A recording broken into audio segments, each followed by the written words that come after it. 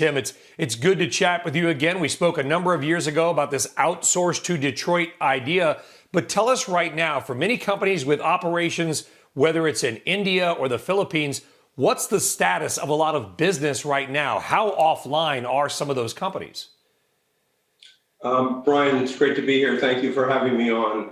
I think the situation is, in essence, first of all, the human toll that the world has faced and that the United States has faced is beyond anything we've experienced before.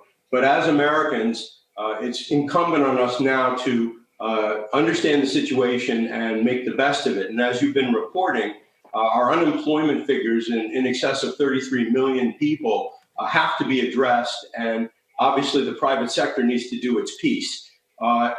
Offshoring in its traditional model has been a labor arbitrage play.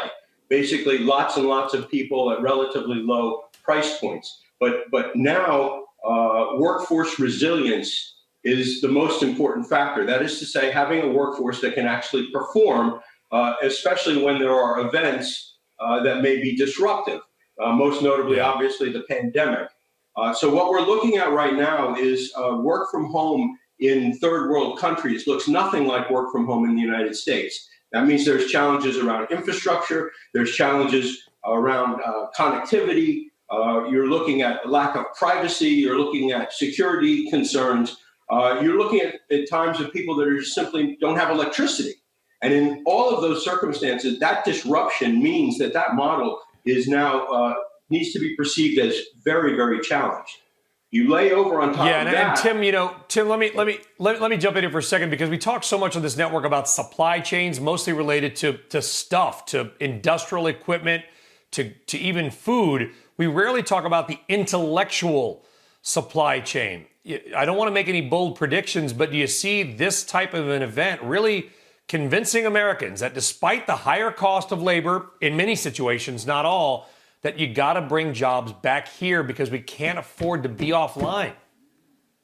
100%. And the good news is, Outsourced to America, our program will bring those jobs back at the same price point as offshore. And the reason we're able to do that is work from home, which is here to stay in one form or another, opens up the United States and the resources that we have, the people that we have inside the United States can be brought together, meaning that you don't have to be in the major IT hubs anymore. You can be working from where you live, or even better, you can be in an emerging city. A city, for example, we're partnering with Northwestern Mutual for Outsourced to Milwaukee, and you're looking at almost 300 new jobs being created out of that partnership.